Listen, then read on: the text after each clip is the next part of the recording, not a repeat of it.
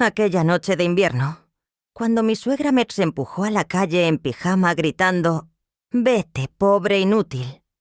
mientras mi marido se daba la vuelta en la cama sin defenderme. Jamás imaginé que en menos de una hora mi padre llegaría en helicóptero y cambiaría todo para siempre. Mi nombre es Valentina. Tengo 29 años. Y durante los últimos 3 años he vivido lo que muchos considerarían un sueño hecho realidad, pero que en mi caso se convirtió en una pesadilla silenciosa que me consumía día tras día. Soy enfermera en el Hospital Municipal San Rafael, un trabajo que amo con toda mi alma, porque me permite ayudar a las personas que más lo necesitan. Sentir que mi vida tiene un propósito más allá de las apariencias y los lujos materiales. Gano aproximadamente 1.400 euros al mes, un salario modesto pero honesto, fruto de mi esfuerzo y dedicación, aunque este detalle siempre fue motivo de burla y desprecio en la familia de mi esposo. Hace 3 años me casé con Diego, un hombre que en ese momento me pareció perfecto, educado, elegante, siempre con las palabras correctas en el momento adecuado, con esa sonrisa encantadora que te hace creer que has encontrado a tu alma gemela. Diego provenía de lo que todos en la ciudad consideraban una familia acomodada y respetable, propietarios de una pequeña cadena de supermercados que llevaba el apellido familiar, Supermercados Ortega, con 5 establecimientos distribuidos en 1.600 diferentes barrios de la ciudad. Su madre, doña Inés, una mujer de 56 años que había enviudado hace una década, se encargaba personalmente de dirigir el negocio familiar, con mano de hierro, tomando cada decisión importante y asegurándose de que todos en la familia supieran quién mandaba realmente. Crecí en un pequeño pueblo a las afueras de la ciudad, en un ambiente humilde pero lleno de amor y valores sólidos que mis padres se encargaron de inculcarme desde muy pequeña. Mi padre, don Arturo, siempre fue un hombre de pocas palabras, pero de acciones contundentes, trabajador incansable que salía de casa antes del amanecer y regresaba cuando ya había oscurecido. Nos decía que trabajaba como gerente en una empresa de logística, un empleo que según él le permitía mantenernos dignamente pero sin lujos innecesarios. Vivíamos en una casa modesta de 2 plantas, con un pequeño jardín donde mi madre cultivaba rosas y hierbas aromáticas. Conducíamos un automóvil sencillo de más de 10 años de antigüedad, y las vacaciones familiares consistían en visitar a los abuelos en el campo o pasar unos días en la playa en una cabaña alquilada. Mis padres siempre me enseñaron el valor del trabajo duro, la importancia de la humildad y del respeto hacia los demás, sin importar su posición social o económica, lecciones que llevé conmigo cuando decidí estudiar enfermería para poder ayudar a quienes más lo necesitaban. Cuando conocí a Diego en una conferencia médica donde él representaba a los supermercados familiares como patrocinadores, quedé genuinamente encantada con su carisma y aparente sensibilidad. Durante nuestro noviazgo de 1 año y medio, siempre fue atento y cariñoso. Me llevaba a té y restaurantes agradables, aunque no excesivamente lujosos. Me regalaba flores los fines de semana y parecía valorar mi trabajo y mi dedicación a los pacientes del Massachusetts Hospital. Sin embargo, las señales de advertencia estuvieron ahí desde el principio. Solo que yo estaba demasiado enamorada o demasiado ingenua para verlas con claridad. Su madre, doña Inés, desde el primer momento en que nos presentaron formalmente, me escaneó de arriba abajo con una mirada tan fría que sentí cómo se me erizaba la piel. Examinando cada detalle de mi vestido sencillo, comprado en una tienda de cadena, mis zapatos de tacón medio que había conseguido en rebajas Mi bolso de imitación de cuero que cargaba con orgullo, porque lo había comprado con mi primer sueldo como enfermera. La boda fue un evento relativamente pequeño pero elegante, organizado y pagado en su totalidad por la familia de Diego. Algo que doña Inés se encargó de recordarme constantemente durante los preparativos y muchas veces después. Desde el principio dejó muy claro que ella controlaba cada aspecto de la celebración, desde la lista de invitados hasta el menú y la decoración, ignorando sistemáticamente cualquier sugerencia que yo intentaba hacer con timidez. Cuando propuse invitar a algunos de mis compañeros del hospital y a mis tíos del pueblo, su respuesta fue tajante y humillante. Me dijo que no quería llenar la boda de gente inadecuada, que no sabría comportarse en un evento de categoría. Palabras que me dolieron profundamente, pero que tragué en silencio, porque Diego me convenció de que era mejor no crear conflictos innecesarios con su madre. Mis padres asistieron a la ceremonia vestidos con sencillez, pero dignidad. Mi padre con un traje oscuro que probablemente tenía guardado desde hacía años. Mi madre con un vestido color azul claro que ella misma se había confeccionado. Y aunque llegaron con una sonrisa y buenos deseos, pude notar la incomodidad en sus rostros cuando doña Inés apenas les dirigió la palabra durante toda la celebración, tratándolos como invitados de segunda categoría que estaban ahí por mera obligación. Después de la boda, Diego y yo no nos mudamos a nuestro propio hogar como yo había soñado e imaginado durante tanto tiempo, sino que fuimos a vivir directamente a la enorme mansión de doña Inés. Una imponente construcción de 3 plantas, ubicada en Minabasinoquechachets, el barrio más exclusivo de la ciudad, rodeada de jardines perfectamente cuidados por un equipo de jardineros que venían 2 veces por semana, con una piscina de diseño que relucía bajo el sol y una fuente en la entrada que parecía sacada de una revista de decoración de lujo. La excusa que me dieron fue que era lo más práctico, económicamente hablando, que así podríamos ahorrar dinero para eventualmente comprar nuestra propia casa. Un argumento que en ese momento me pareció razonable y sensato, aunque después comprendería que era simplemente otra forma de control y dominación por parte de mi suegra. Desde el primer día en aquella casa, quedaron establecidas las reglas no escritas, pero absolutamente claras, de mi nueva vida. Doña Inés se encargó de hacerme saber cuál era mi lugar en la jerarquía familiar, y ese lugar estaba definitivamente en el escalón más bajo.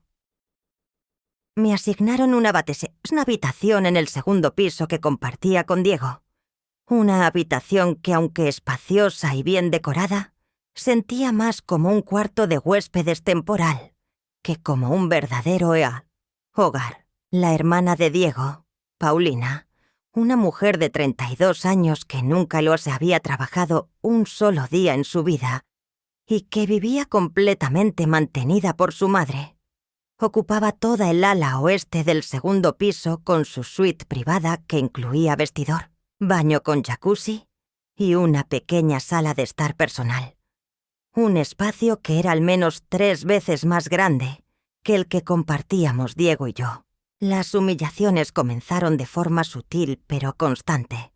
como gotas de veneno que caen lentamente y van envenenando todo a su alrededor. Doña Inés estableció que yo debía levantarme a las 6 de la mañana para preparar el desayuno de toda la familia, antes de irme a mi turno en el hospital. Una tarea que, según ella, era lo mínimo que podía hacer para agradecer que me permitieran vivir en su casa sin pagar renta. Cuando intenté explicarle que mi turno en el hospital comenzaba a las 7 y que necesitaba tiempo para prepararme y desplazarme, su respuesta fue fría y cortante. Me dijo que entonces debía levantarme más temprano, que las enfermeras estaban acostumbradas a madrugar y que yo no debía ser la excepción. Diego, por su parte, permanecía en silencio durante estos intercambios, desayunando tranquilamente mientras leía el periódico o revisaba su teléfono, actuando como si no escuchara las órdenes que su madre me daba o las palabras hirientes que acompañaban dichas órdenes. El control financiero era otro aspecto fundamental de mi humillación cotidiana. A pesar de que yo trabajaba a tiempo completo en el hospital y ganaba mi propio salario, doña Inés insistió en que todo el dinero de la familia debía ser administrado centralmente por ella, incluyendo mi sueldo. La justificación que me dio fue que así podrían optimizar los gastos del hogar y ahorrar de manera más eficiente para nuestro futuro. Palabras que sonaban razonables en teoría, pero que en la práctica significaban que yo no tenía ningún control sobre mi propio dinero. Cada mes debía entregar mi sueldo completo a doña Inés, quien a cambio me daba una asignación personal de 200 euros mensuales para mis gastos personales, una cantidad ridículamente baja que apenas me alcanzaba para productos de higiene básicos, algún café ocasional con mis compañeras del hospital y tal vez alguna prenda de ropa económica cuando la necesidad era absolutamente apremiante. Mientras tanto, doña Inés se paseaba con bolsos de diseñador que costaban más de 3.000 euros cada uno. Paulina se hacía tratamientos faciales semanales en el spa más exclusivo de la ciudad por 500 euros la sesión. Y ambas renovaban su guardarropa cada temporada con prendas de marcas de lujo que yo apenas podía pronunciar correctamente. Las facturas de sus tarjetas de crédito llegaban mensualmente, mostrando gastos que superaban los 5.000 euros solo en ropa y accesorios, sin contar los tratamientos de belleza, las cenas en restaurantes caros o las escapadas de fin de semana, sacientes, balnearios exclusivos. Cuando una vez, reuniendo todo mi coraje, le pregunté a doña Inés cómo era posible que ellas gastaran tanto, mientras a mí apenas me alcanzaba para lo básico, su respuesta fue demoledora y reveladora. Me dijo mirándome con desprecio que ellas eran mujeres de familia, que representaban el apellido Ortega y, por lo tanto, debían mantener ciertas apariencias, mientras que yo era simplemente la enfermera que tuvo suerte de casarse bien, y por lo tanto debía contentarme con lo que generosamente me daban. La humillación más grande y dolorosa llegó durante la celebración del cumpleaños de doña Inés, un evento que ella organizaba cada año con la pompa y el despliegue propios de una ceremonia real, invitando a lo más selecto de la sociedad local. Empresarios, políticos menores y toda aquella persona que ella consideraba digna de codear con la familia Ortega. Ese año en particular, decidió que la fiesta sería en la mansión, con más de 40 invitados, un servicio de catering profesional, música en vivo y una decoración que transformó el jardín en algo sacado de una revista de bodas de lujo. Naturalmente, yo pasé los 3 días previos al evento limpiando, organizando y preparando la casa bajo las órdenes estrictas y cada vez más exigentes de mi suegra, quien supervisaba cada detalle con ojo crítico y lengua afilada, señalando cada pequeño error o imperfección como si fuera una tragedia monumental. El día del cumpleaños me levanté a las 5 de la mañana para comenzar con los preparativos finales que el servicio de catering no cubriría. Cosas como arreglar las flores en los jarrones distribuidos por toda la casa, asegurarme de que cada baño estuviera impecable con toallas limpias y productos de tocador de lujo,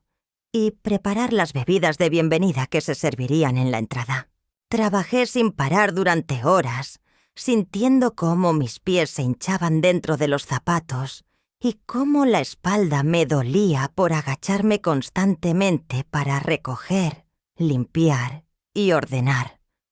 Pero no me atreví a quejarme ni a tomar un descanso porque sabía que cualquier muestra de debilidad sería interpretada como pereza o falta de compromiso con la familia.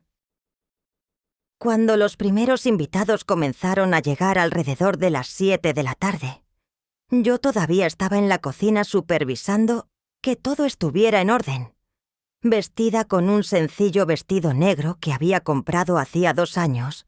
y que era prácticamente la única prenda semiformal que poseía, con el cabello recogido en un moño simple, porque no había tenido tiempo de arreglármelo adecuadamente. A medida que la fiesta avanzaba y los invitados llenaban el jardín y las salas principales de la casa, bebiendo champán francés y degustando canapés gourmet preparados por el costoso servicio de catering, yo me movía entre las sombras como un fantasma, asegurándome de que nada faltara, recogiendo copas vacías, rellenando bandejas y básicamente funcionando como personal de servicio no remunerado, mientras el verdadero personal contratado se encargaba de las tareas más visibles. En un momento dado, intenté unirme a los invitados en el jardín, pensando que tal vez podría conversar brevemente con algunas de las esposas de los socios comerciales de la familia. Mujeres que, aunque pertenecían a un círculo social diferente al mío, siempre me habían tratado con cortesía básica en los pocos eventos familiares a los que había asistido anteriormente. Sin embargo, apenas había dado 3 pasos hacia el grupo cuando sentí la mano de doña Inés agarrándome del brazo con fuerza. Sus uñas perfectamente manicuradas clavándose ligeramente en mi piel, mientras me susurraba al oído con voz venenosa que yo no debía estar ahí mezclándome con los invitados, que mi lugar estaba en la cocina asegurándome de que todo funcionara correctamente, que bastante vergüenza le daba ya tener que explicarle a la gente quién era yo y de dónde venía. Cuando finalmente llegó el momento de la cena, una elaborada disposición de mesas en el jardín, iluminado con luces colgantes y velas aromáticas que creaban una atmósfera mágica y romántica, me di cuenta con horror y humillación de que no había un lugar para mí en ninguna de las mesas cuidadosamente organizadas. Busqué mi nombre en las tarjetas de identificación que marcaban cada asiento. Revisé 2, 3, 4 veces, pero simplemente no existía. No había sido contemplada como parte de los comensales oficiales de la celebración. Diego estaba sentado en la mesa principal junto a su madre, su hermana Paulina, y varios invitados importantes, riendo y conversando animadamente como si nada estuviera fuera de lugar, como si fuera completamente normal que su esposa no estuviera a su lado en un evento familiar. Cuando me acerqué a él, discretamente para preguntarle, en voz baja, dónde se suponía que debía sentarme, apenas me miró antes de murmurar algo sobre que, probablemente, mi suegra había pensado que yo estaría más cómoda comiendo en la cocina después de, si fomentos está, todo el trabajo que había hecho. Una explicación tan débil y cobarde que sentí como algo se rompía dentro de mí. Efectivamente, terminé comiendo sola en la cocina, sentada en un taburete alto junto a la barra de preparación, con un plato de sobras que el personal de catering me ofreció con miradas de lástima, apenas disimulada, mientras a través de las puertas de vidrio podía ver a toda la familia y los invitados disfrutando de su cena de 5 tiempos, brindando con vinos caros y celebrando como si yo no existiera, o como si mi existencia fuera tan insignificante que ni siquiera merecía un asiento en la mesa. Las lágrimas amenazaban con brotar, pero las contuve con todas mis fuerzas, mordiéndome el labio inferior hasta casi hacerlo sangrar, porque no quería darle a nadie la satisfacción de verme llorar. No quería que el personal de catering viera mi debilidad y se compadeciera aún más de mí. No quería convertirme en un espectáculo patético, además de una nuera invisible. Esa noche, cuando finalmente todos los invitados se marcharon alrededor de la medianoche, cuando las luces del jardín se apagaron y la música cesó, cuando el personal de catering terminó de recoger y se fue dejando la casa en un silencio casi sepulcral, subí a la fría habitación que compartía con Diego con el corazón pesado y el alma cansada. Él ya estaba en la cama, revisando su teléfono con expresión relajada y satisfecha, como si hubiera tenido una noche maravillosa, llena de buenos momentos. Cuando intenté hablar con él sobre lo que había sucedido, sobre cómo me había sentido al ser excluida de la cena, al ser tratada como personal de servicio en lugar de como miembro de la familia, su respuesta fue exactamente la que había aprendido a esperar durante estos 3 años de matrimonio. Me dijo que yo estaba exagerando como siempre, que su madre había trabajado muy duro para organizar esa fiesta y que era normal que necesitara ayuda, que yo debía entender que las apariencias eran importantes para el negocio familiar y que mi presencia en la mesa principal podría haber generado preguntas incómodas sobre mi origen y mi trabajo, que era mejor evitar. Palabras que me golpearon como puñetazos invisibles, pero devastadoramente efectivos. Los días siguientes a la fiesta transcurrieron en una nebulosa de tristeza contenida y rabia silenciosa que iba acumulándose en mi interior, como agua detrás de una presa a punto de romperse. Seguí yendo a mi trabajo en el hospital, sonriendo a los pacientes, cuidándolos con la misma dedicación de siempre, pero por dentro sentía cómo algo fundamental en mí se estaba quebrando lenta, pero inexorablemente. Mis compañeras de trabajo comenzaron a notar el cambio en mi actitud, la forma en que ya no participaba en las conversaciones durante los descansos, cómo había perdido peso porque apenas comía, cómo mis ojos habían perdido ese brillo característico que siempre me había acompañado. Una de ellas, Patricia, una enfermera veterana de casi 50 años que había trabajado en el hospital durante más de 2 décadas, me llevó aparte un día y me preguntó directamente si todo estaba bien en casa, si necesitaba ayuda con algo, si había algún problema del que quisiera hablar. Pero yo simplemente negué con la cabeza y murmuré que todo estaba perfectamente bien. Una mentira tan obvia que pude ver la preocupación intensificarse en sus ojos, aunque respetó mi decisión de no abrirme. La gota que colmó el vaso, el evento que finalmente desencadenaría todo lo que vendría después, sucedió en una fría noche de invierno, 3 semanas después del cumpleaños de doña Inés. Era un martes. Recuerdo perfectamente el día, porque acababa de terminar un turno particularmente agotador en el hospital. Habíamos recibido varios casos de emergencia, y yo había trabajado 2 horas extras sin cobrarlas, porque había una escasez crítica de personal y los pacientes necesitaban atención urgente. Llegué a casa alrededor de las 11 de la noche, completamente exhausta, con los pies doliéndome dentro de mis zapatos de enfermera, soñando únicamente con tomar una ducha caliente y meterme en la cama para dormir al menos 6 horas antes de tener que levantarme nuevamente. La casa estaba mayormente en silencio cuando entré.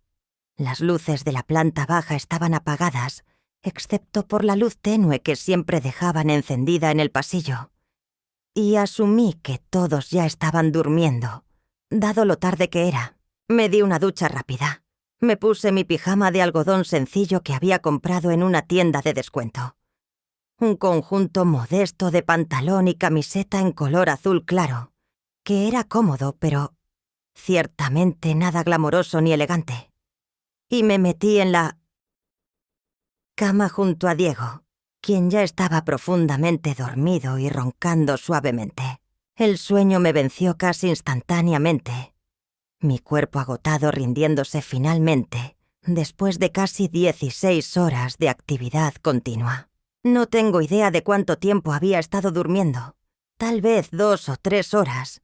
cuando de repente fui arrancada de mi descanso por un grito penetrante que me hizo incorporarme en la cama con el corazón latiendo violentamente en mi pecho, desorientada y confundida, sin entender qué estaba sucediendo, ni por qué alguien gritaba en medio de la noche. La puerta de nuestra habitación se abrió de golpe con tal fuerza que golpeó contra la pared haciendo un ruido sordo que resonó en el silencio de la madrugada. Y antes de que mis ojos pudieran enfocarse completamente en la oscuridad, apenas iluminada por la luz del pasillo que entraba por la puerta abierta, vi la silueta imponente de doña Inés entrando con paso decidido y furioso, seguida de cerca por Paulina, quien llevaba puesta una bata de seda cara que probablemente había costado más de lo que yo ganaba en un mes entero. El reloj en la mesita de noche marcaba las 2:15 de la madrugada, una hora absolutamente irracional para cualquier tipo de interacción familiar, y mi cerebro todavía medio dormido luchaba por comprender qué tipo de emergencia podría justificar semejante intrusión en medio de la noche. Doña Inés encendió la luz del techo sin ninguna consideración, cegándome momentáneamente con el brillo repentino que me hizo entrecerrar los ojos mientras mi mente intentaba procesar lo que estaba sucediendo. Su rostro estaba contorsionado en una expresión de furia absoluta. Sus ojos brillaban con una rabia que nunca antes había visto en ella con tanta intensidad. Y cuando habló, su voz era un grito estridente que taladró mis oídos y me hizo encogerme instintivamente. Me gritó que me levantara inmediatamente, que era una inútil y una vaga, que cómo me atrevía Sorata a estar durmiendo tan plácidamente cuando había un problema gravísimo en la casa que necesitaba solución urgente. Miré hacia Diego buscando algún tipo de apoyo o explicación,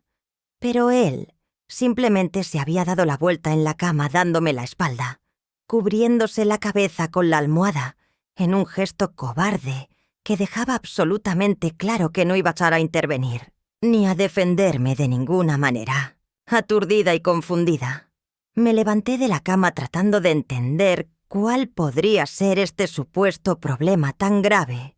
que requería despertarme a las 2 de la madrugada. Mi mente recorriendo rápidamente las posibilidades, pensando si tal vez había alguna emergencia médica, si alguien se había lastimado, si había algún problema con la casa como una fuga de agua o algo similar que requiriera atención inmediata. Sin embargo, cuando finalmente logré articular las palabras para preguntar qué estaba sucediendo, la respuesta de doña Inés fue tan absurda, tan ridículamente desproporcionada para la situación, que por un momento pensé que estaba teniendo algún tipo de pesadilla surrealista, de la cual despertaría en cualquier momento. Me informó con voz autoritaria y llena de indignación que se había levantado para tomar un vaso de agua y se había dado cuenta de que en el refrigerador no quedaba leche fresca para el café del desayuno de la mañana siguiente, y que por lo tanto yo debía ir inmediatamente a comprar leche en alguna tienda de conveniencia que estuviera abierta las 24 horas. Me quedé paralizada durante varios segundos, segura de que había escuchado mal o de que estaba malinterpretando sus palabras, porque simplemente no podía ser posible que me estuviera despertando a las 2 de la madrugada, en pleno invierno, para enviarme a comprar leche un producto que fácilmente podría esperar hasta la mañana siguiente, o que cualquier persona razonable simplemente compraría ella misma si consideraba que era tan urgente e importante. Intenté explicarle con voz todavía ronca por el sueño que era extremadamente tarde, que hacía mucho frío afuera, que las tiendas de conveniencia estaban a varios kilómetros de distancia, porque vivíamos en un vecindario residencial exclusivo, donde no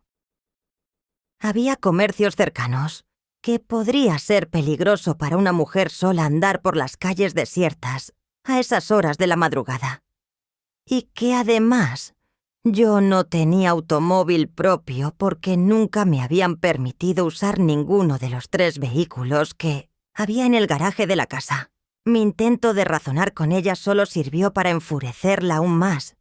Su rostro se puso rojo de ira y comenzó a gritarme que yo era una mantenida, una aprovechada, que vivía en su casa sin pagar ni un solo euro de renta, que comía su comida sin contribuir económicamente de manera justa según ella, que dormía bajo su techo y usaba su electricidad y su agua caliente, y que, por lo tanto, lo mínimo que podía hacer era cumplir con las tareas domésticas que se me asignaban sin quejarme ni poner excusas patéticas. Paulina se unió al ataque verbal, añadiendo con su característica voz chillona y despectiva que ella siempre había sabido que yo era una floja y una inservible,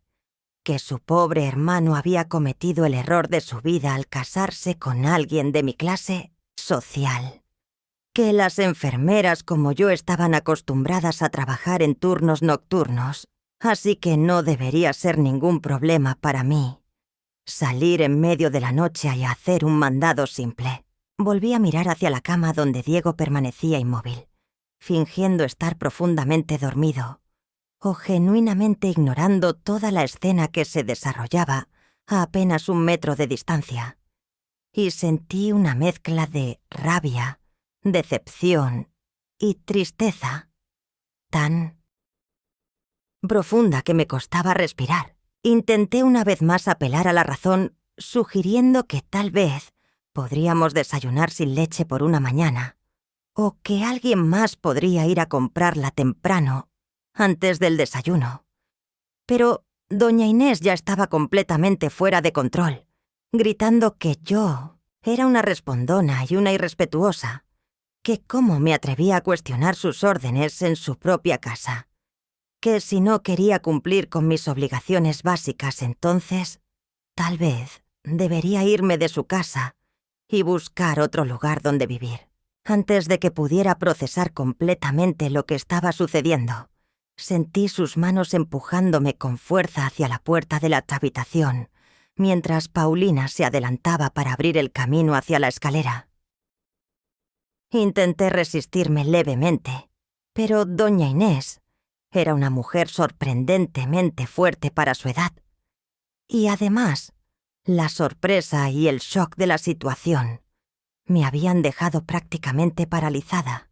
incapaz de reaccionar adecuadamente o de defenderme de manera efectiva. Me empujó escaleras abajo mientras continuaba con su letanía de insultos y acusaciones, llamándome inútil, mantenida, aprovechada, pobre,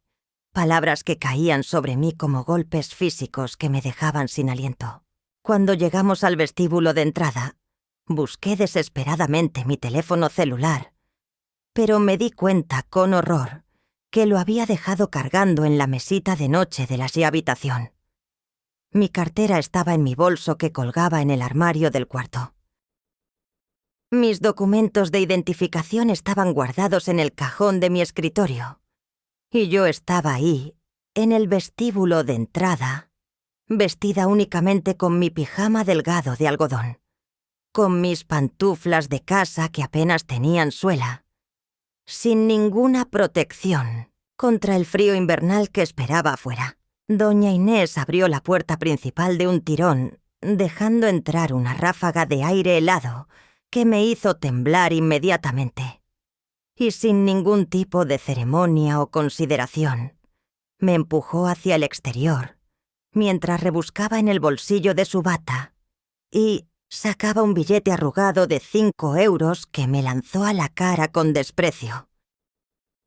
Me gritó que con eso debería alcanzarme para comprar la leche y tal vez tomar un autobús, si es que había alguno circulando a esas horas, aunque ambas sabíamos perfectamente que el servicio de transporte público en esa zona se suspendía después de las 11 de la noche y no se reanudaba hasta las 6 de la mañana. Le dije que por favor me dejara al menos entrar a buscar mi teléfono y algo de dinero adicional, pero ella negó rotundamente diciendo que yo no necesitaba nada más, que dejara de poner excusas y que me fuera de una vez a cumplir con la tarea que me había asignado. Cuando intenté empujar la puerta para entrar de todas formas, Paulina se posicionó del otro lado, ayudando a su madre a mantenerla cerrada, mientras ambas me gritaban que me largara de una vez, que era una vergüenza para la familia, que ojalá Diego se diera cuenta de su error y se divorciara de mí para poder casarse con alguien de su mismo nivel social. La puerta se cerró con un golpe definitivo y escuché claramente cómo echaban el pestillo de seguridad, dejándome completamente afuera, en el frío de la madrugada invernal. Durante unos segundos me quedé paralizada en el escalón de entrada de la casa, incapaz de procesar completamente lo que acababa de suceder. Mi cerebro negándose a aceptar la realidad de que mi propia familia política me había echado literalmente a la calle en pijama a las 2 de la madrugada con apenas 5 euros en la mano. La temperatura estaba alrededor de los 3 grados bajo cero esa noche. Un frío seco y cortante que penetraba fácilmente a través de mi delgada pijama de algodón, que no ofrecía ningún tipo de aislamiento térmico. Mis pantuflas de casa estaban diseñadas para caminar sobre alfombras y pisos cálidos, no para andar por aceras heladas y calles empedradas, y podía sentir cómo el frío del concreto se filtraba a través de las suelas finas, haciendo que mis pies se entumecieran rápidamente. Miré hacia arriba esperando, tal vez ver alguna luz encenderse en las ventanas de la casa, alguna señal de que Diego finalmente había reaccionado y vendría a buscarme para hacerme entrar nuevamente. Pero todas las ventanas permanecieron oscuras e indiferentes a mi sufrimiento. Comencé a caminar porque quedarme parada en un solo lugar hacía que el frío fuera aún más insoportable. Mis brazos rodeando mi propio cuerpo en un intento inútil de generar algo de calor. Mis dientes castañeando incontrolablemente mientras mis pies, descalzos excepto por las pantuflas inadecuadas, se movían torpemente sobre el pavimento helado. Las calles del vecindario estaban completamente desiertas a esa hora. Todas las casas elegantes y bien iluminadas durante el día ahora estaban a oscuras con sus habitantes durmiendo plácidamente en sus camas cálidas, ajenos al drama que se desarrollaba en la calle justo frente a sus propiedades. Algunas luces de seguridad se encendían automáticamente cuando pasaba cerca activadas por sensores de movimiento, iluminándome brevemente como si fuera una actriz en un escenario surrealista, antes de apagarse nuevamente, dejándome en la penumbra. Caminé sin rumbo fijo durante lo que parecieron horas, pero probablemente fueron solo 20 o 30 minutos. Mis pensamientos eran un torbellino caótico de emociones contradictorias que iban desde la incredulidad hasta la rabia, desde la tristeza hasta una especie de desesperación profunda que nunca antes había experimentado. Me pregunté cómo había llegado a este punto, cómo había permitido que mi vida se deteriorara hasta el extremo de encontrarme caminando sola por las calles en medio de la noche, vestida en pijama, expulsada de mi propio hogar por personas que supuestamente eran mi familia. Las lágrimas comenzaron a rodar por mis mejillas, pero se secaban rápidamente con el aire helado, dejando rastros salados en mi piel, que ardían con el frío. Pensé en mis padres durmiendo tranquilamente en su modesta casa a las afueras de la ciudad, completamente ajenos al sufrimiento de su hija, y me sentí tan avergonzada y humillada que la idea de llamarlos para pedirles ayuda me parecía absolutamente imposible de contemplar. Estaba llegando a un estado de entumecimiento peligroso, donde mis extremidades ya no respondían adecuadamente, y mi mente comenzaba a nublarse con una especie de somnolencia que reconocía como potencialmente mortal, dado el frío extremo, cuando de repente escuché un sonido extraño que no encajaba con el silencio nocturno del vecindario residencial. Era un sonido rítmico y mecánico que venía desde arriba, desde el cielo, y que se iba haciendo cada vez más fuerte a medida que se acercaba. Levanté la mirada confundida y vi luces brillantes moviéndose en el cielo oscuro, y mi cerebro tardó varios segundos en procesar lo que estaba viendo, porque parecía tan fuera de lugar y tan imposible que pensé que tal vez estaba alucinando por el hecho de tan frío extremo. Era un helicóptero privado negro y plateado que volaba bajo sobre el vecindario, claramente buscando a algo o a alguien, con un potente reflector iluminando las calles debajo de él. El helicóptero comenzó a descender lentamente hacia una pequeña plaza pública que estaba a apenas 2 cuadras de donde yo me encontraba temblando de frío.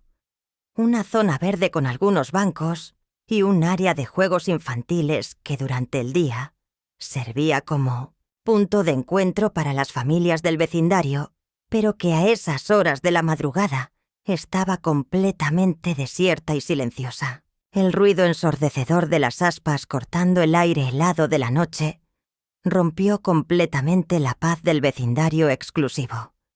y pude ver cómo se encendían luces en varias casas circundantes, mientras los residentes curiosos se asomaban por las ventanas para ver qué estaba causando semejante conmoción en medio de la madrugada.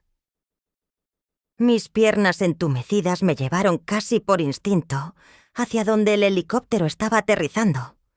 no porque tuviera ninguna esperanza de que aquello tuviera algo que ver conmigo, sino simplemente porque el sonido y las luces eran lo único que rompía la oscuridad y el silencio opresivo que me había estado envolviendo durante la última media hora. Cuando el helicóptero finalmente tocó tierra y las aspas comenzaron a disminuir su velocidad gradualmente, vi cómo se abría la puerta lateral y una figura masculina descendía con movimientos ágiles y decididos, a pesar de que claramente no era un hombre joven. Llevaba puesto un abrigo largo de color oscuro que se agitaba con el viento generado por las aspas todavía giratorias, y cuando se giró hacia donde yo estaba parada a cierta distancia, observando la escena con una mezcla de confusión y fascinación hipnótica, el reflector del helicóptero iluminó su rostro, y sentí cómo mi corazón literalmente se detenía en mi pecho. Era mi padre, don Arturo, pero no el padre que yo conocía con su ropa modesta y su actitud humilde,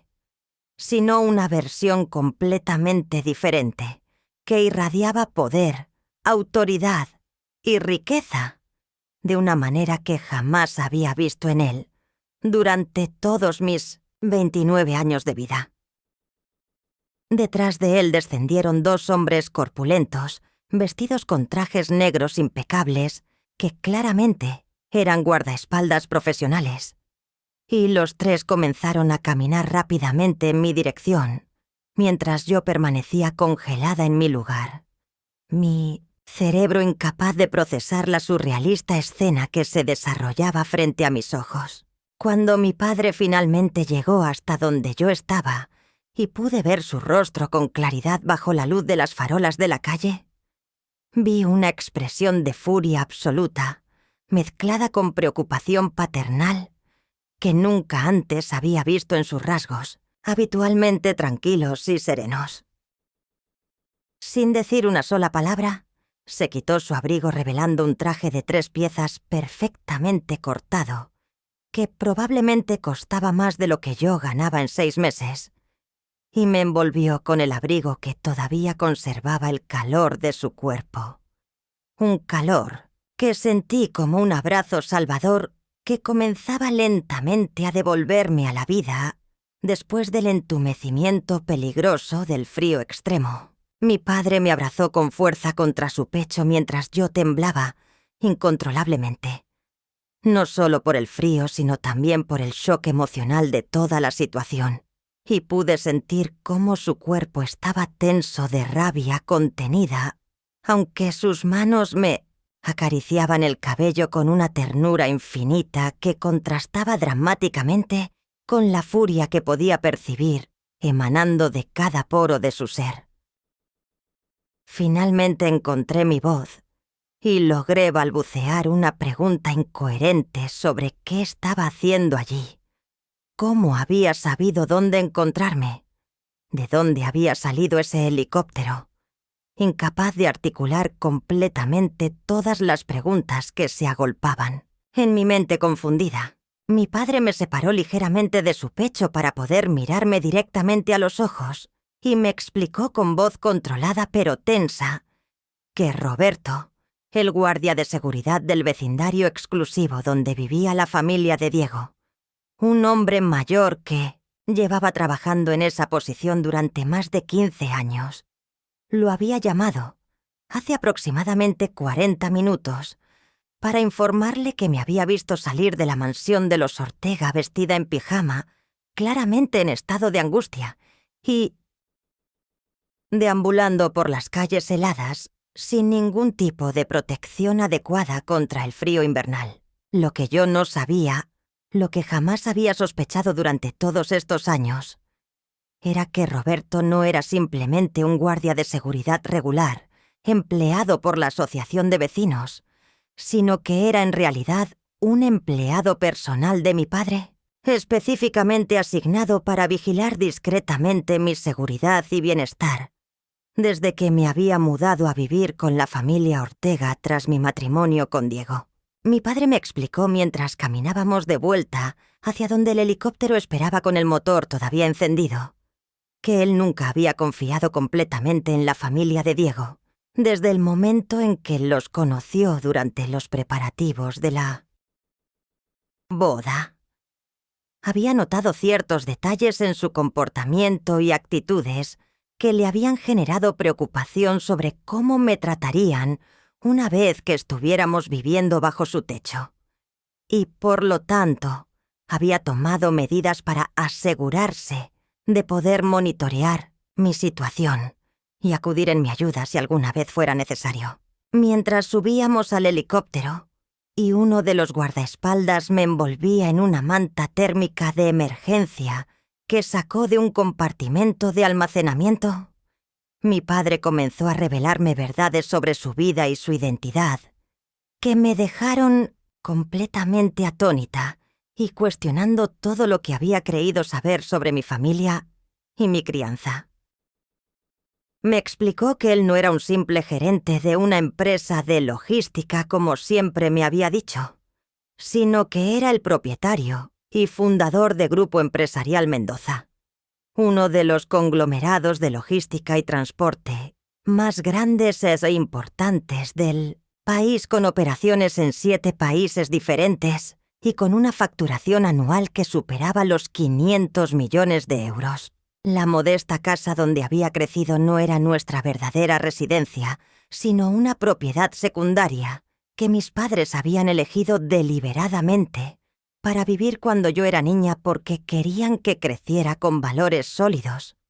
aprendiendo el Lean Six Sigma, significado del trabajo duro y sin la arrogancia o el sentido de superioridad que frecuentemente acompaña a los niños criados en ambientes de extrema riqueza y privilegio.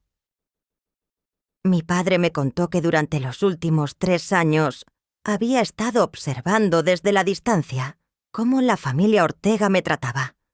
recibiendo informes regulares de Roberto sobre incidentes de humillación y maltrato que hacían que su sangre hirviera de pecho ciéndose. Rabia, pero conteniendo sus impulsos de intervenir porque quería que yo aprendiera a defenderme por mí misma, a encontrar mi propia fuerza interior,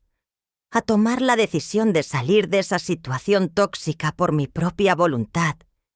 y no porque mi padre rico llegara a rescatarme como si fuera una princesa indefensa. Sin embargo, cuando Roberto lo llamó esta noche informándole que me habían echado literalmente a la calle, en pijama, en temperaturas bajo cero, supo que la situación había cruzado una línea inaceptable que ponía en riesgo mi seguridad física inmediata, y que por lo tanto tenía que actuar de manera decisiva e inmediata. El helicóptero despegó llevándonos sobre el vecindario exclusivo donde había vivido durante los últimos 3 años, y desde la altura pude ver la mansión de los Ortega toda iluminada ahora, con figuras moviéndose detrás de las ventanas claramente. Sentados en estado de pánico al darse cuenta de que un helicóptero había aterrizado en su vecindario, y probablemente empezando a sospechar que tal vez esa intervención dramática tenía algo que ver con la nuera que habían expulsado tan cruelmente apenas 1 hora antes. Mi padre me informó que nos dirigíamos a su verdadera residencia, un penthouse de lujo en el piso 42 del edificio más exclusivo del centro de la ciudad, un lugar que yo nunca había visto ni sospechado que existiera, y me dijo que una vez que estuviéramos allí y yo hubiera tenido oportunidad de calentarme, descansar y procesarlo todo, discutiríamos el plan de acción que seguiríamos para manejar esta situación. Durante el vuelo, que duró aproximadamente 20 minutos, mi padre hizo varias llamadas telefónicas a pesar de la hora intempestiva, hablando con un equipo de abogados especializados en derecho familiar, que aparentemente mantenía en retainer permanente, dándoles instrucciones para que comenzaran inmediatamente a preparar toda la documentación necesaria para proceder con una demanda de divorcio y una demanda civil por daños y perjuicios contra la familia Ortega. También reveló algo que me dejó completamente sin aliento. Me dijo que aproximadamente 1 mes atrás, actuando a través de una empresa fantasma registrada en un paraíso fiscal y utilizando intermediarios profesionales para mantener su identidad completamente oculta,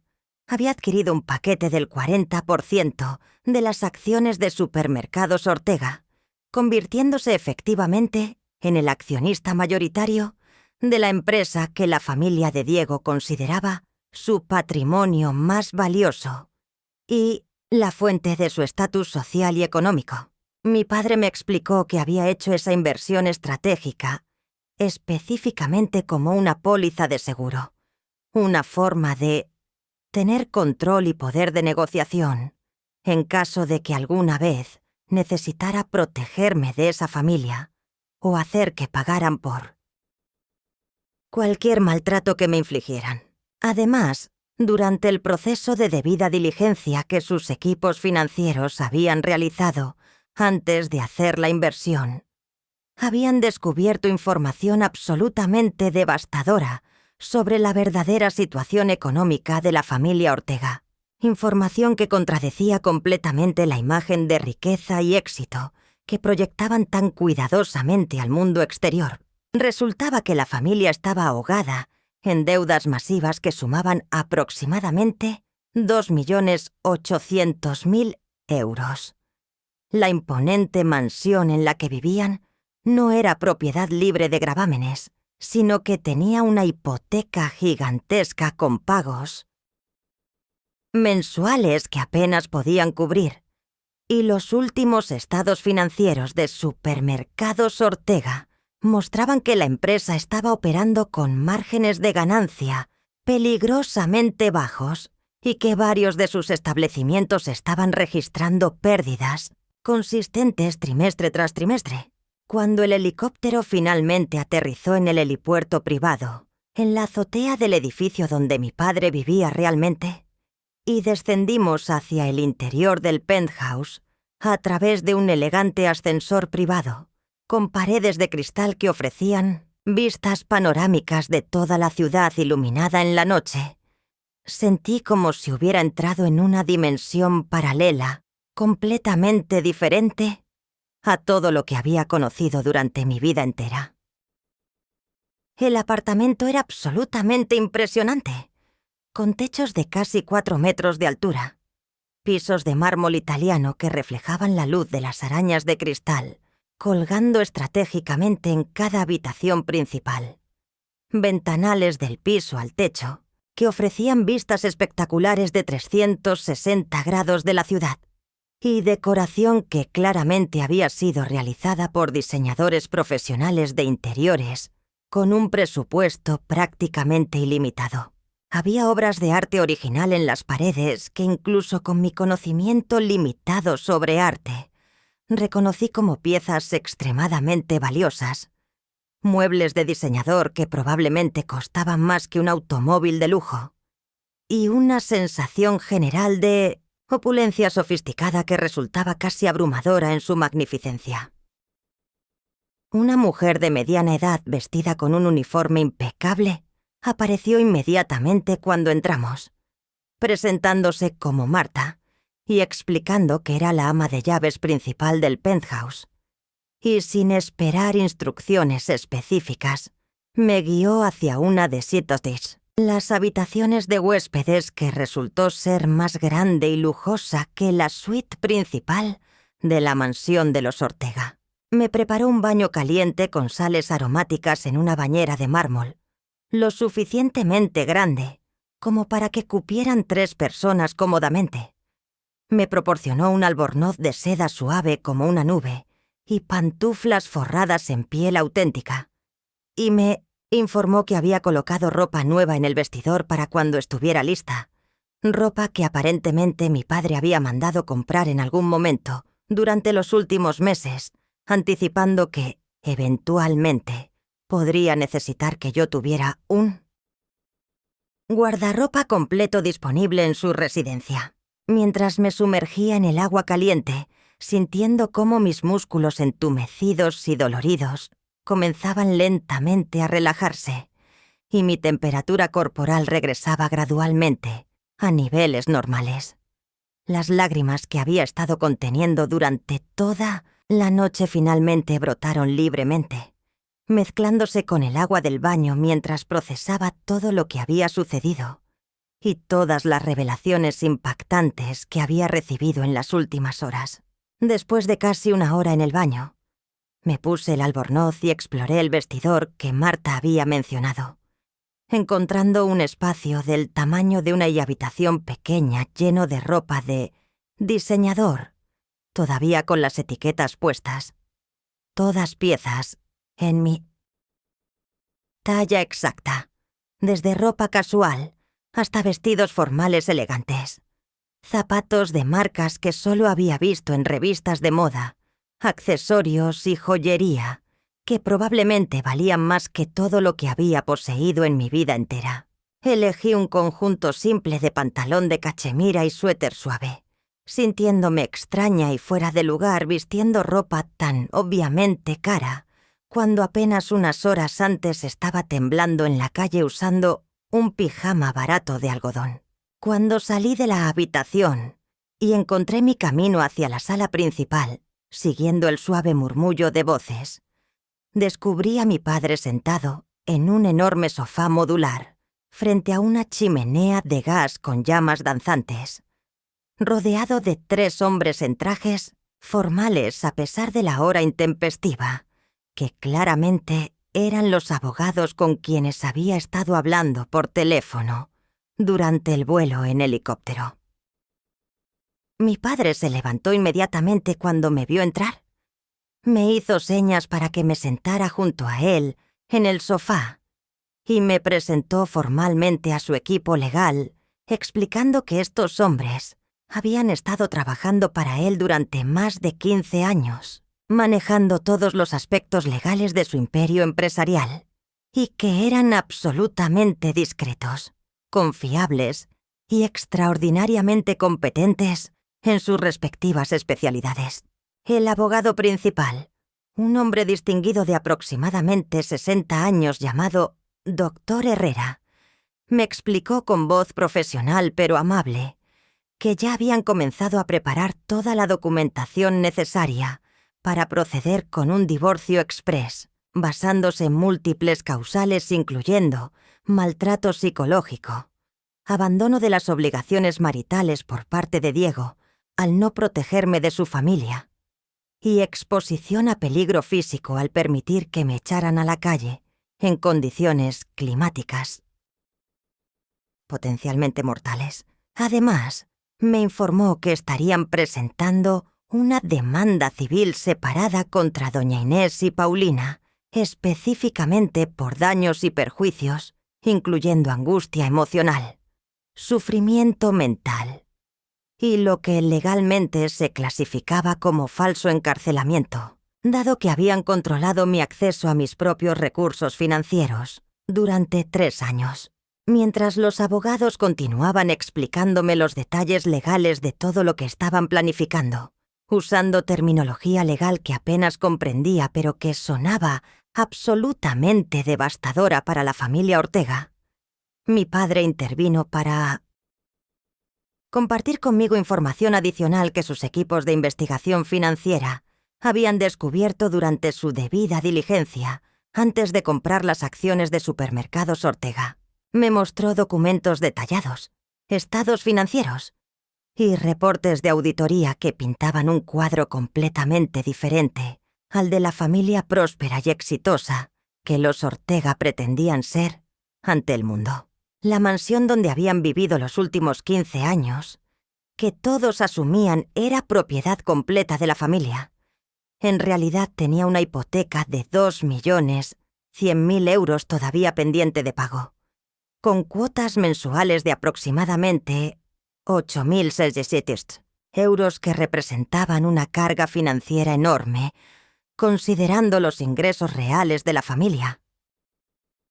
Doña Inés gastaba un promedio de 3.500 euros mensuales solo en ropa de diseñador y accesorios de lujo, la mayoría comprados con tarjetas de crédito que acumulaban intereses del 22% anual, porque rara vez pagaba más del 616 mínimo requerido cada mes. Paulina no se quedaba atrás en sus gastos excesivos, desembolsando regularmente 5.800 euros mensuales en tratamientos de belleza, spa,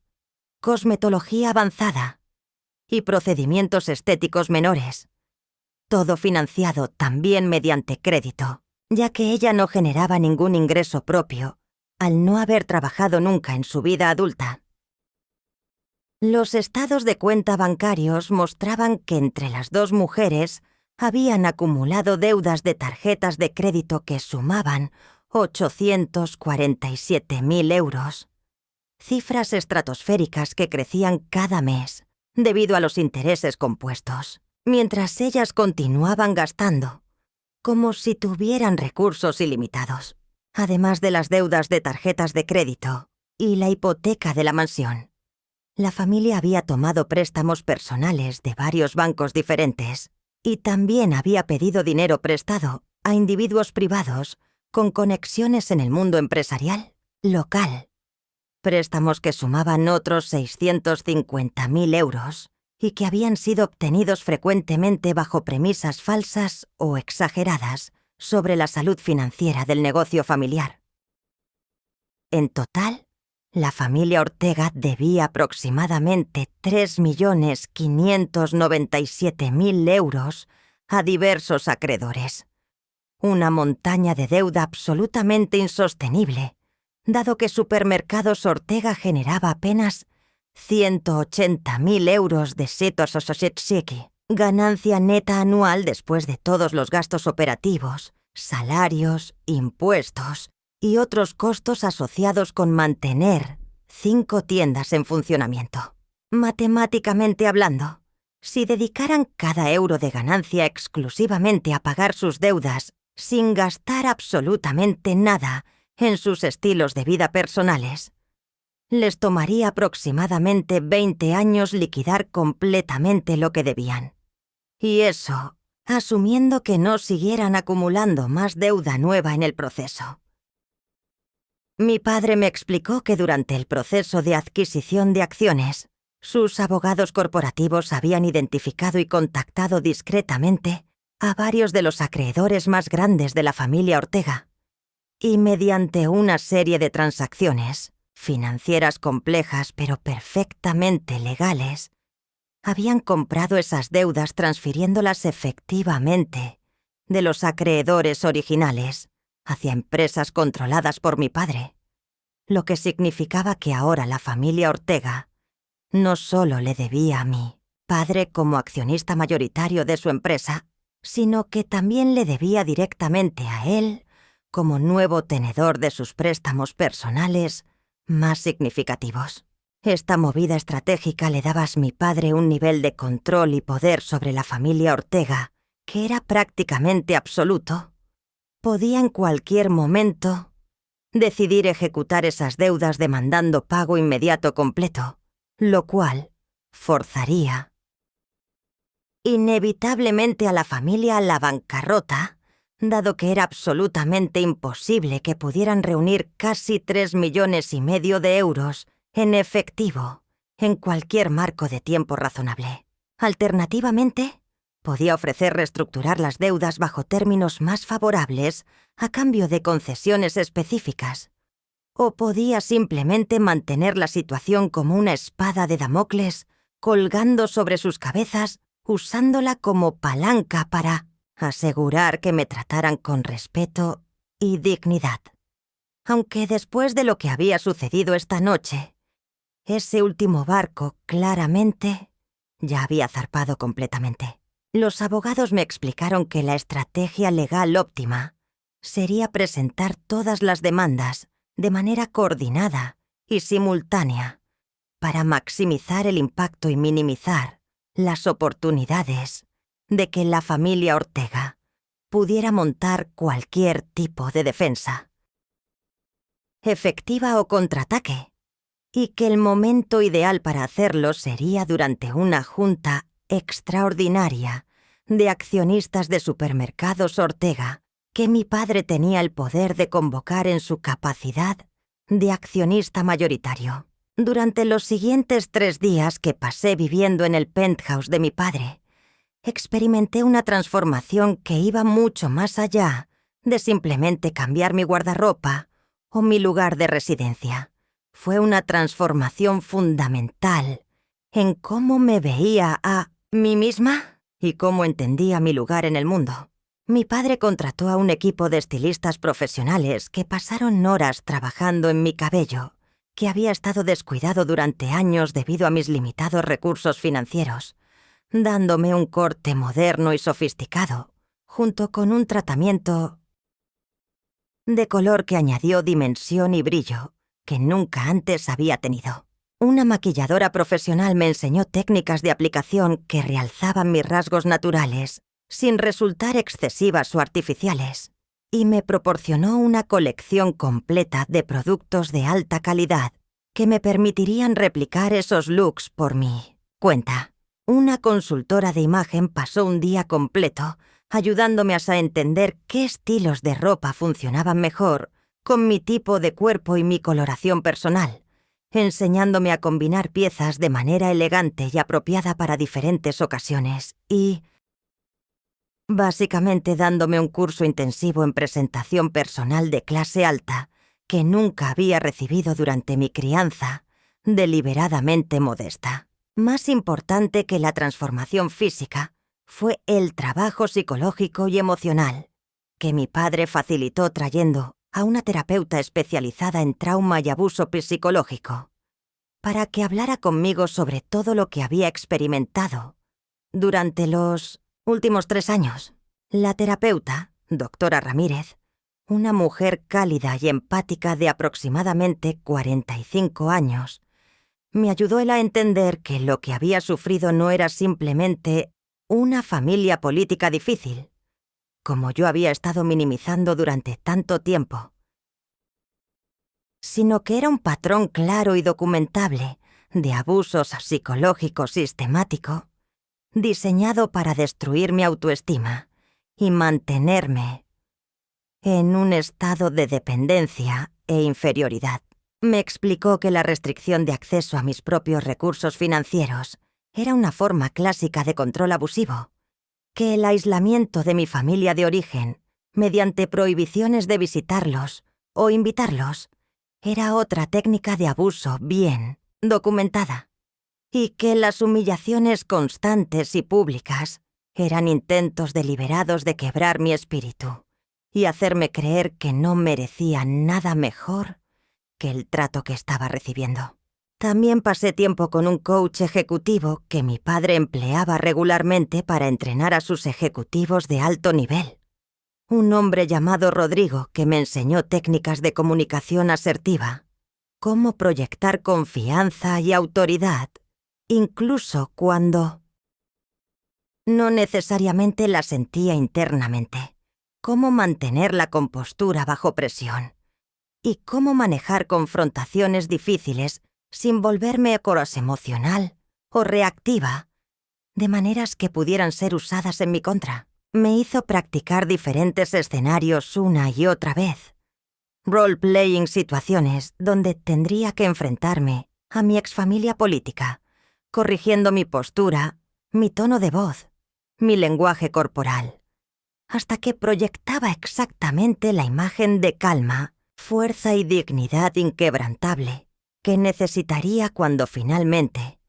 llegara el momento de la confrontación definitiva. Durante esos 3 días de preparación intensiva, mi padre también me fue revelando gradualmente más detalles sobre su verdadera vida y su imperio empresarial, llevándome a visitar las oficinas centrales de Grupo Empresarial Mendoza, donde comandaba un equipo de más de 2.000 empleados, mostrándome los centros de distribución masivos que coordinaban movimientos de carga a través de todo el país, e introduciéndome a varios de sus ejecutivos de confianza, como su hija de quien estaba inmensamente orgulloso, no como una vergüenza que debía ser escondida. La fecha para la Junta Extraordinaria de Accionistas de Supermercados Ortega se fijó para el viernes siguiente, exactamente una semana después de la noche en que me habían echado a la calle. Tiempo suficiente para que mi padre y sus equipos legales y financieros tuvieran todo meticulosamente preparado y documentado, pero no tanto tiempo como para que la familia Ortega pudiera organizarse adecuadamente o comenzar a ocultar activos en anticipación de los problemas legales que se avecinaban. Durante esos días previos a la junta, Diego intentó contactarme desesperadamente, llamando a mi teléfono celular más de 50 veces, aunque yo nunca contesté ni una sola llamada, enviándome mensajes de texto patéticos, suplicando que volviera a Sotisitsa, casa, que su madre no había querido realmente lo que sucedió esa noche, que todo había sido un malentendido producto del estrés y la falta de sueño.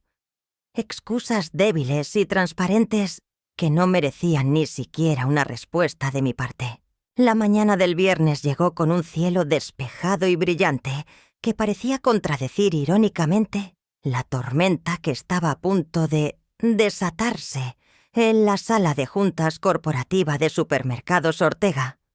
ubicada en el 3er piso de un edificio de 1906, oficina relativamente modesto en la zona comercial de la ciudad.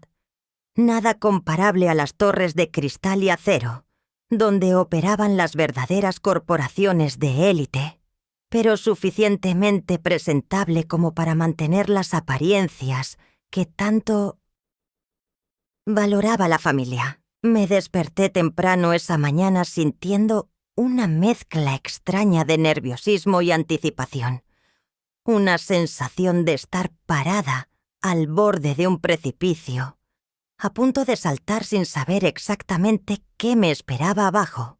pero confiando en que mi padre había preparado todo meticulosamente para asegurar que aterrizara de pie. Elegí cuidadosamente mi atuendo siguiendo las recomendaciones de la consultora de imagen que había trabajado conmigo durante los últimos días,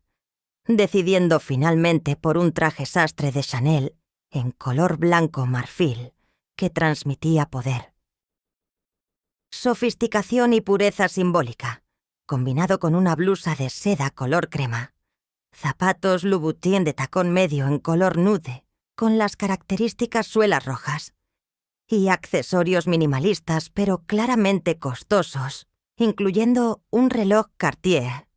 que mi padre me había regalado la noche anterior y que probablemente costaba más que el automóvil de Diego. Cuando bajé al vestíbulo del penthouse donde mi padre me coesperaba, él me miró con una mezcla de orgullo paternal y satisfacción estratégica, asintiendo con aprobación ante mi apariencia transformada que proyectaba exactamente la imagen que necesitábamos para el enfrentamiento que se avecinaba. Desayunamos ligeramente porque ambos sabíamos que los nervios harían difícil digerir cualquier cosa sustancial. Y luego descendimos en el ascensor privado hacia el garaje subterráneo, donde nos esperaba una caravana de vehículos incluyendo un Mercedes, clase S blindado para nosotros, y 2 SUVs negros con los guardaespaldas y el equipo legal. El viaje hacia las oficinas de Supermercados Ortega tomó aproximadamente 25 minutos a través del tráfico matinal de la ciudad,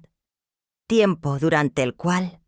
mi padre repasó conmigo una última vez la estrategia y el orden en que se revelaría la información, asegurándose de que yo entendiera mi papel en este drama cuidadosamente coreografiado.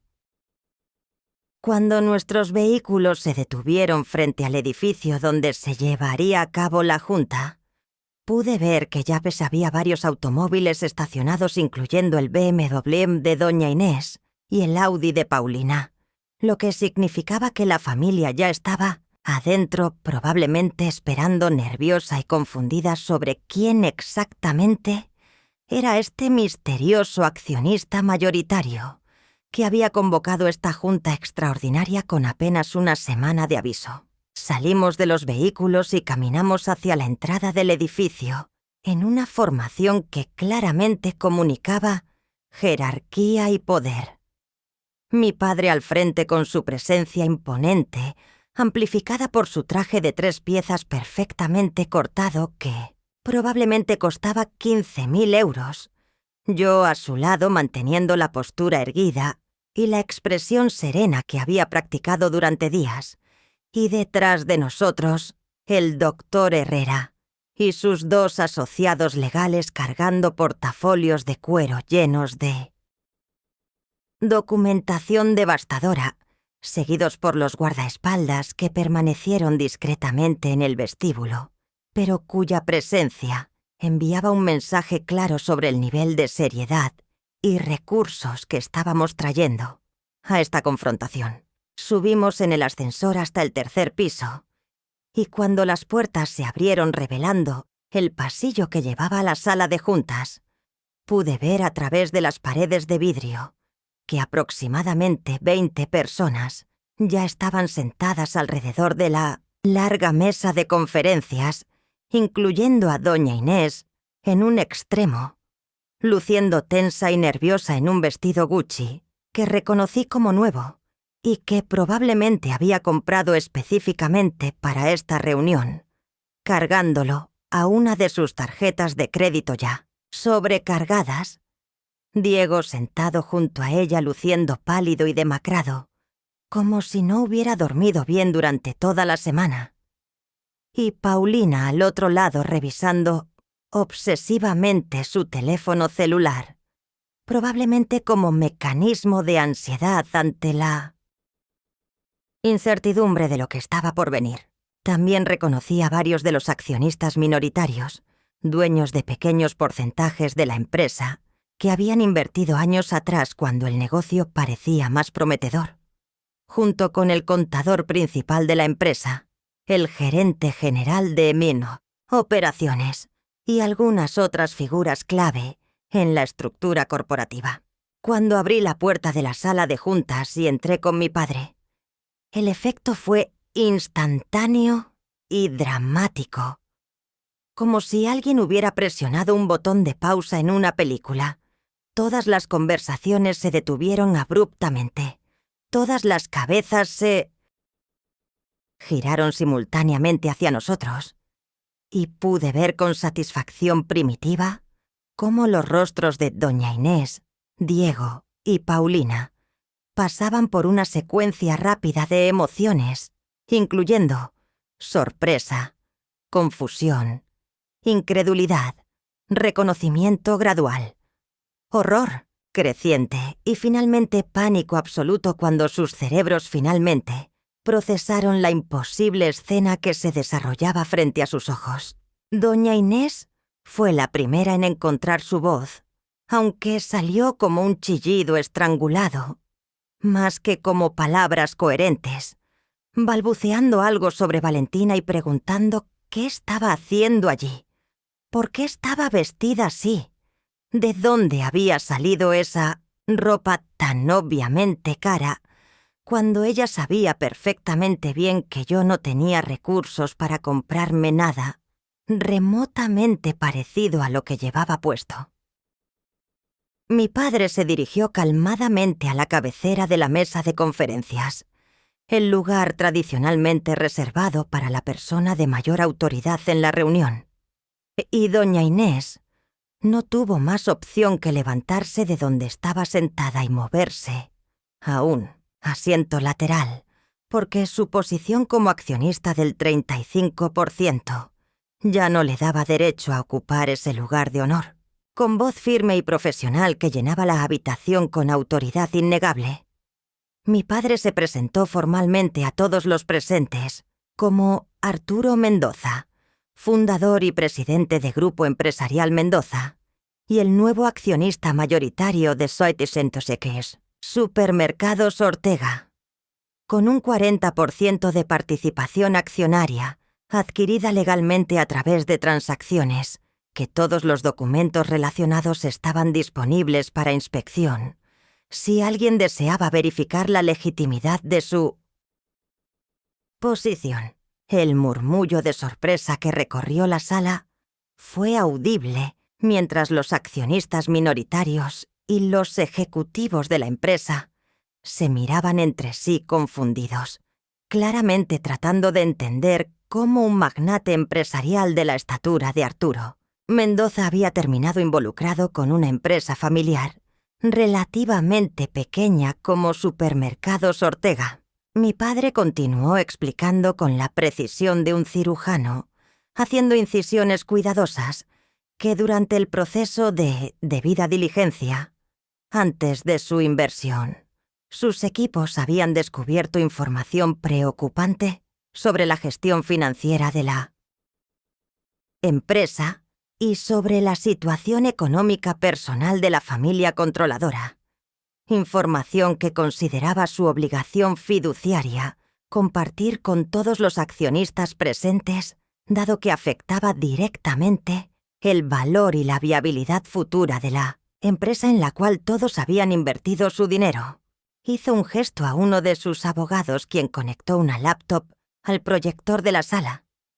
y la pantalla grande en la pared se iluminó mostrando la primera diapositiva de una presentación devastadoramente detallada titulada Análisis financiero integral. Supermercados Ortega y familia Ortega. Durante los siguientes 20 minutos, la presentación desplegó sistemáticamente cada detalle sucio de las finanzas familiares, incluyendo gráficos a color, mostrando el crecimiento exponencial de sus deudas personales a lo largo de los últimos 5 años.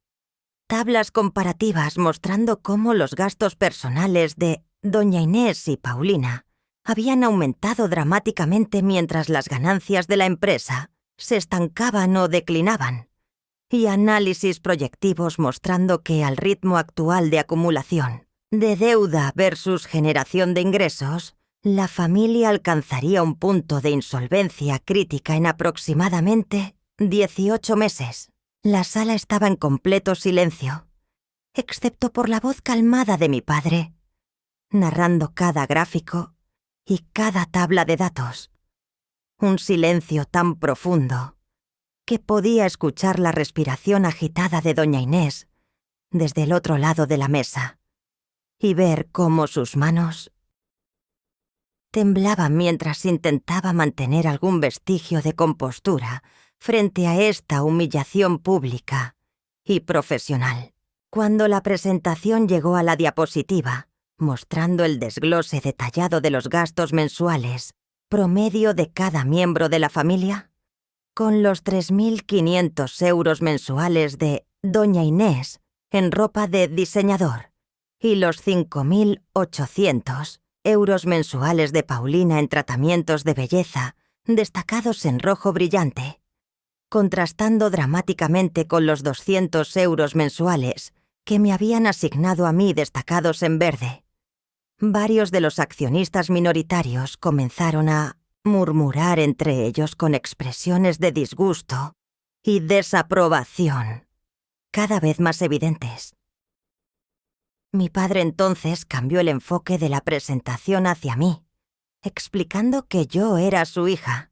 que durante los últimos 3 años había estado viviendo con la familia Ortega como esposa de Diego, y que durante ese tiempo había sido sistemáticamente maltratada, humillada y explotada financieramente, a pesar de que yo contribuía mi propio salario completo como enfermera profesional a las arcas familiares, sin recibir prácticamente nada a cambio, excepto abuso psicológico constante. La siguiente serie de diapositivas mostró documentación fotográfica y testimonial del maltrato que había sufrido, incluyendo declaraciones juradas de empleados domésticos que habían trabajado en la mansión y habían presenciado los insultos constantes, testimonios del personal de seguridad del vecindario, incluyendo a Roberto, quien había documentado meticulosamente cada vez que me había visto en estado de angustia, y culminando con el video capturado por la cámara de seguridad del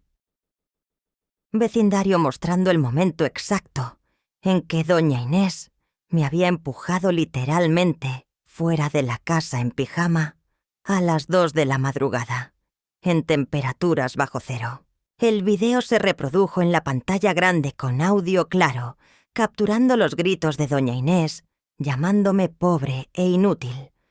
mostrando cómo me arrojaba los 5 euros a la cara,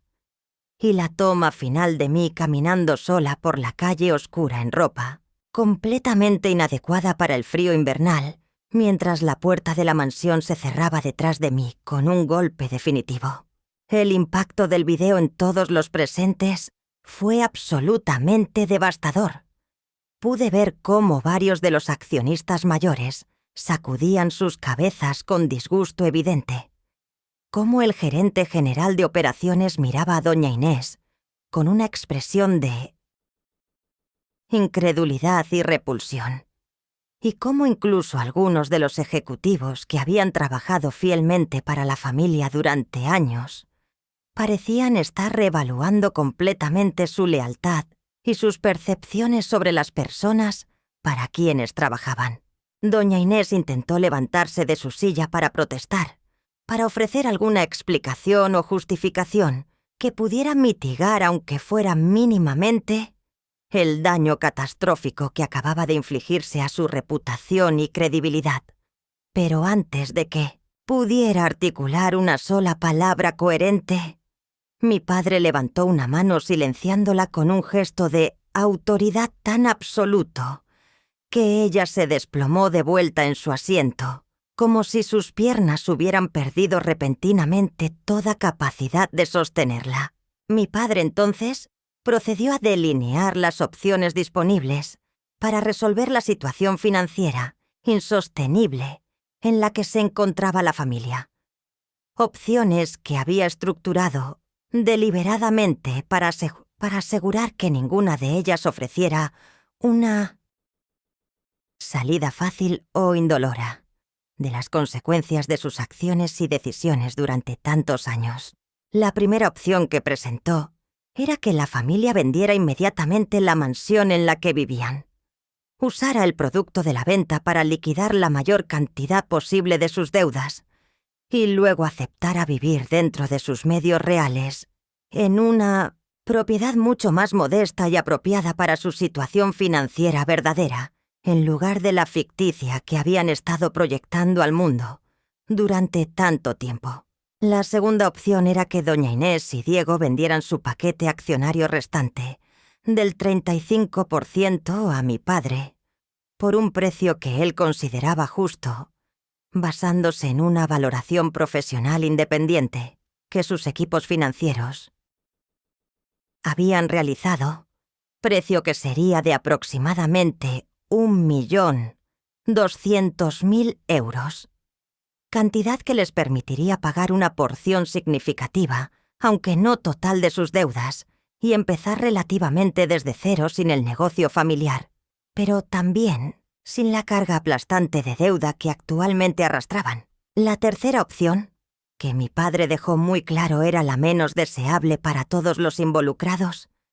era simplemente no hacer nada y permitir que la situación continuara su curso natural hacia la bancarrota inevitable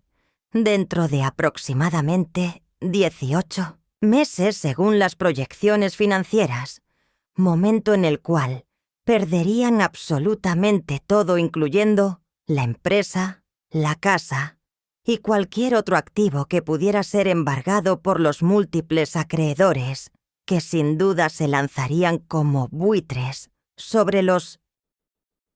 restos de su imperio familiar colapsado. Después de presentar estas opciones con la frialdad clínica de un médico explicando opciones de tratamiento para una enfermedad terminal, mi padre giró su atención hacia mí y me invitó a dirigirme a la sala si así lo deseaba, dándome la oportunidad de hablar directamente con las personas que me habían maltratado durante 3 años interminables y decir todas las cosas que había estado guardando dentro durante tanto tiempo, por miedo, por condicionamiento, por la falsa esperanza de que eventualmente me aceptarían y me tratarían con el respeto básico que cualquier ser humano merece. Me levanté lentamente de mi silla sintiendo cómo todas las miradas en la sala se fijaban en mí con una mezcla de curiosidad, simpatía y en algunos casos admiración por el coraje que estaba demostrando al enfrentar públicamente a mis abusadores en un contexto tan formal y profesional. Cuando comencé a hablar, mi voz era firme y clara, sin el temblor que había caracterizado mis intentos previos de defenderme durante los años de matrimonio, producto del entrenamiento intensivo que había recibido del coach ejecutivo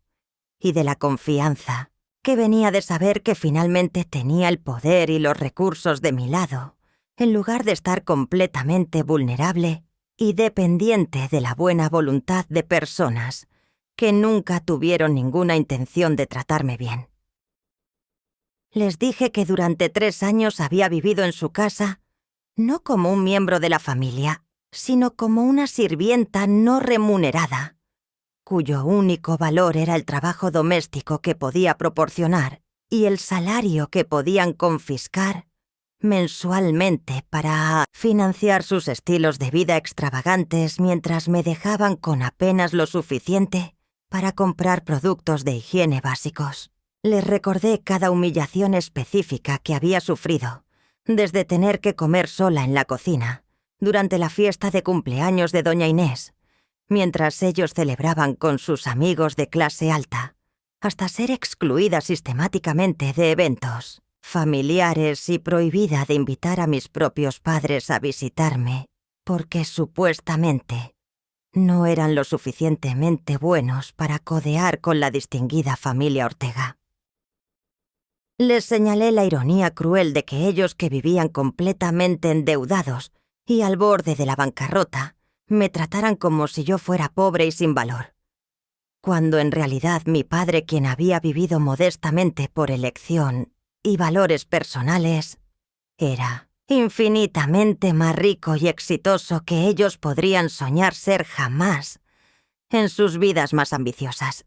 Y finalmente les dije que lo que más me dolía no era el maltrato material o las restricciones financieras, sino el hecho de que Diego,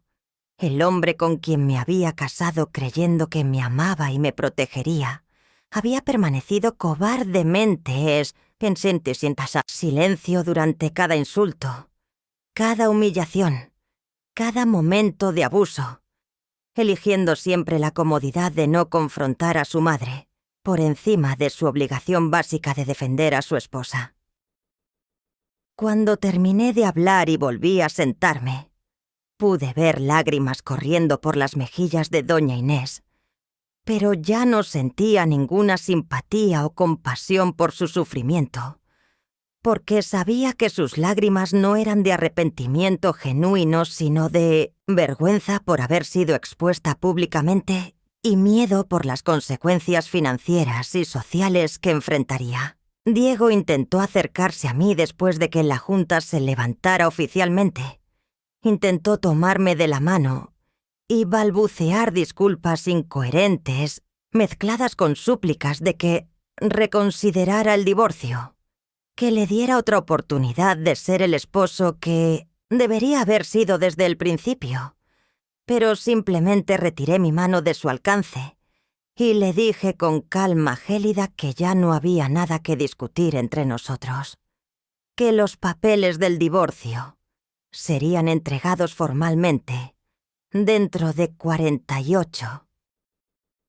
horas y que esperaba su cooperación para que el proceso se completara rápida y limpiamente, sin crear más drama innecesario. 8 meses después de aquella junta de accionistas que había marcado el punto de inflexión definitivo en mi vida, me encontraba viviendo en mi propio apartamento de 100 metros cuadrados que había comprado con mi propio dinero,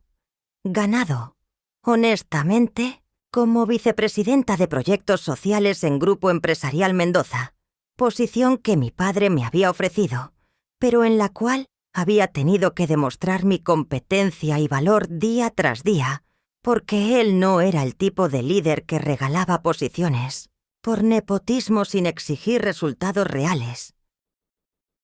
El divorcio se había finalizado sin complicaciones, después de que Diego firmara todos los documentos sin resistencia, probablemente aliviado de poder escapar de la situación, con al menos algo de su dignidad intacta, aunque su reputación en círculos empresariales y sociales había quedado permanentemente manchada por las revelaciones públicas sobre cómo había tratado a su esposa. Doña Inés y Paulina habían elegido eventualmente la segunda opción que mi padre les había presentado, vendiendo su paquete accionario del 35% y usando el dinero para pagar la mayoría, aunque no todas sus deudas. Y ahora vivían juntas en un apartamento modesto de 60 metros cuadrados en un barrio de clase media trabajadora, una caída dramática desde la opulencia falsa que habían disfrutado durante tanto tiempo, viviendo muy por encima de sus medios reales. Una tarde, mientras tomaba café en mi cafetería favorita cerca de mi oficina, vi entrar a doña Inés, luciendo años más vieja de lo que realmente era. Su cabello ya no teñido profesionalmente mostrando raíces grises, su ropa simple y económica, en lugar de las marcas de diseñador que solía usar como armadura social. Y cuando nuestras miradas se encontraron brevemente, a través del espacio del café, pude ver en sus ojos una mezcla de vergüenza, arrepentimiento y tal vez finalmente algo de comprensión genuina sobre el daño que había causado con su arrogancia y crueldad innecesaria hacia alguien que solo quería ser aceptada y tratada con respeto básico. No sentí ni triunfo ni venganza en mi corazón al verla así, Solo una tranquilidad serena que venía de saber que había recuperado mi vida, mi dignidad y mi futuro, y que la mejor venganza no había sido destruirlos, sino simplemente vivir bien y feliz. Sin ellos en mi vida,